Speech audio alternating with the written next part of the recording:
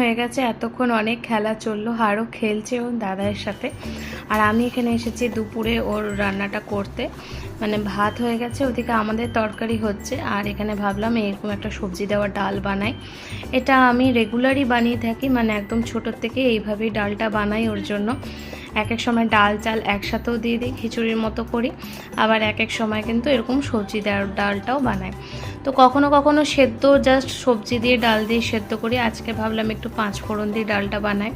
আর এই 5 ফোড়ন দিয়ে ডালটা বানালে কিন্তু খেতে মানে ভালো লাগে, আমরাও খাই। যখন বেঁচে যায় ডালটা তখন আমরাও খেয়ে নিই বাদ বাকি ডালটা। অনেক সময় একটু ধনে পাতাও দিয়ে দিই, খুবই সামান্য সেটা। আর আজকে ওর ডালের মধ্যে সবজি ছিল পটল, আলু, গাজর, পেঁপে, একটু সামান্য কুমড়ো, সমস্ত কিছু দিয়ে ডালটা বানাচ্ছি। আর যেহেতু 5 ফোড়নটা দিই, এতে কিন্তু গন্ধটাও ভালো লাগে। আর একটু পেঁয়াজও দিয়েছি। আর এই ডালটা মিঠিয়ে